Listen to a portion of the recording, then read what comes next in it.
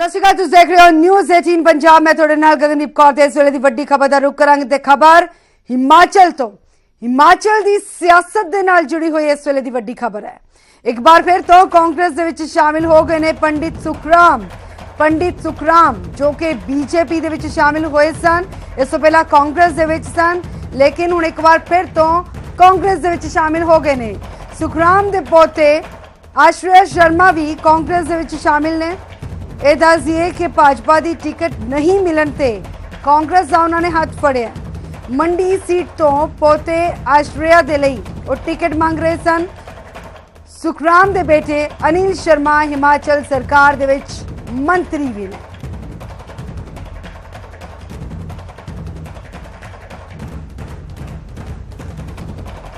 ਹੋਰ ਜ਼ਿਆਦਾ ਜਾਣਕਾਰੀ ਦੇ ਲਈ ਗੱਲ ਕਰਾਂਗੇ। ਸਾਡੇ ਨਾਲ डॉक्टर शशि भूषण शर्मा संपादक न्यूज 18 हिमाचल जुड़ चुके हैं।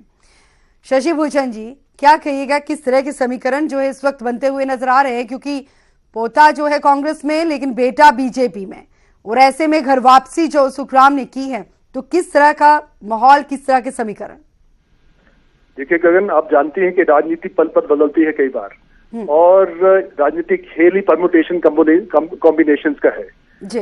और उसकी बानगी देखिए कि कुछ ही देर पहले पंडित सुखराम, जिन्होंने कभी नरसिम्हा राव, राजीव गांधी, इंदिरा गांधी के साथ काम किया था और केंद्र में मंत्री रहे और उनको संचार क्रांति का मसीहा भी कहा जाता है, 91 वर्षीय सुखराम एक बार फिर कांग्रेस में लौट आए हैं जी। और साथ साथ अपने पोते आश्रय को भी ले आए हैं। मैं थोड़ा करेक्ट करना चाहता हूँ कि सुखराम ने कभी भाजपा ज्वाइन नहीं की थी, लेकिन उन्हें भाजपा के पक्ष में चुनाव बहुत प्रचार जोर से किया था। नतीजा यह निकला था कि विधानसभा चुनावों में मंडी में कुल 10 सीटें हैं, 10 में से 10 सीटें कांग्रेस के विरुद्ध गईं, 9 भाजपा के पक्ष में गई, 1 इंडिपेंडेंट के पक्ष में गई। तो इस प्रकार सुखराम का दबदबा उस चुनाव क्षेत्र में है और इसी का फायदा कांग्रेस उठाना चाहती है। कितना फायदा उठा पाएगी ये बात की बात है, लेकिन असमंजस की स्थिति देखिए गगन क्या है राजनीति में कि सुखराम के पुत्र आश्रय शर्मा के पिता अनिल शर्मा भाजपा सरकार में, जयराम सरकार में कैबिनेट मंत्री हैं। अब उनकी स्थिति क्या होगा? क्या वो इस्तीफा देते हैं, विधायक पद से भी इस्तीफा देते हैं, दोबारा चुनाव लड़ने की बात करेंगे, या भाजपा में ही बने रहेंगे? लेकिन सुबह आज अनिल शर्मा, जयराम ठाकुर मुख्यमंत्री उनको मिले और उनसे कहा कि मुझे जानकारी नहीं है कि वहां दादा पोता क्या कर रहे हैं, लेकिन मैं भाजपा में हूं, भाजपा के साथ हूं, लेकिन मैं धर्म संकट में हूं। तो बाद में उन्होंने प्रेस को भी बताया और उसके बाद मुख्यमंत्री ने भी कहा कि स्थिति स्पष्ट है कि अनिल शर्मा हमारे साथ हैं। हाँ, अगर सुखराम जाते हैं या आश्रय जाते हैं तो उनके विवेक पर है और इस तरह एक तरह से उनकी कांग्रेस में अपनी सदस्यता की रिन्यूअल हो जाएगी। जी जी गगन जी। शशि भूषण जी, इसी के साथ बात ये भी कि अनिल शर्मा के इस्तीफे की कितनी संभावना है? अगर देते हैं इस्तीफा वो, तो क्या इससे हिमाचल में बीजेपी को नुकसान होगा?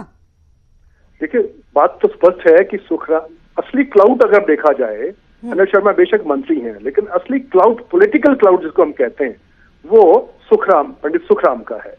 जहां तक सवाल है, मुझे नहीं लगता कि अनिल शर्मा अपने परिवार से बाहर जा पाएंगे। हाँ, इतना जरूर है कि अपनी पॉलिटिकल ऑप्शंस को वो वे करते रहेंगे ऊपर नीचे, और अंत में जब टिकट मिल जाएगा उस समय वो नैतिकता के आधार पर ये कह सकते हैं कि मैं इस्तीफा देता हूँ मंत्री बनने, लेकिन मैं भाजपा में हूँ, चुनाव प्रचार में नहीं जाऊंगा। परिवार का दबाव बढ़ेगा तो अगली कार्रवाई भी वो कर सकते हैं। हाँ, इतना जरूर है कि भाजपा को सुखराम की वजह से नुकसान जरूर होगा, लेकिन मुख्यमंत्री भी उसी चुनाव क्षेत्र से है, मुख्यमंत्री भी पूरा दम लगाएंगे और रामस्वरूप शर्मा के लिए टिकट लेके लड़के आए।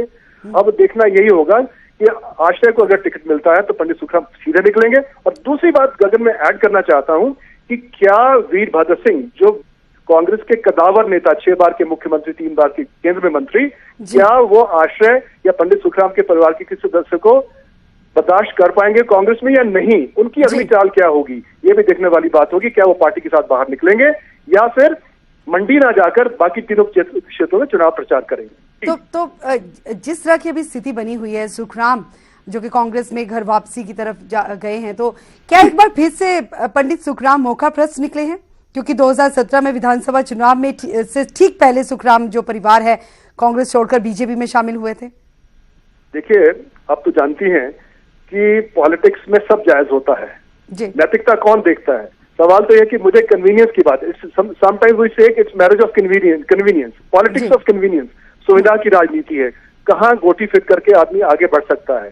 कई बार और भी कारण होते हैं कि एक किसी बड़े नेता के साथ दूसरे नेता के संबंध अच्छे नहीं रहते, अगर वो दूसरे परेशानी महसूस करता है। जैसे आप जानती हैं, अनिल शर्मा कहा करते थे कि कांग्रेस सरकार में भी मैं, वीरभद्र सरकार में भी मंत्री था, मंत्री सिर्फ कागजों में ही था, मेरे मंत्री के नाते मेरे काम नहीं होते थे, इस तरह की नाराजगी उनकी रहती थी।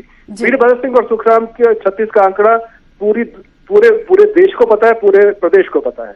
हाँ, ये सुविधा की और मौका परस्ती की राजनीति है, ये इस तरह से चलते हैं, उसका नतीजा एक उसकी बानगी आपके सामने है। जी ठीक है, यानी कि राजनीति में सब कुछ संभव है।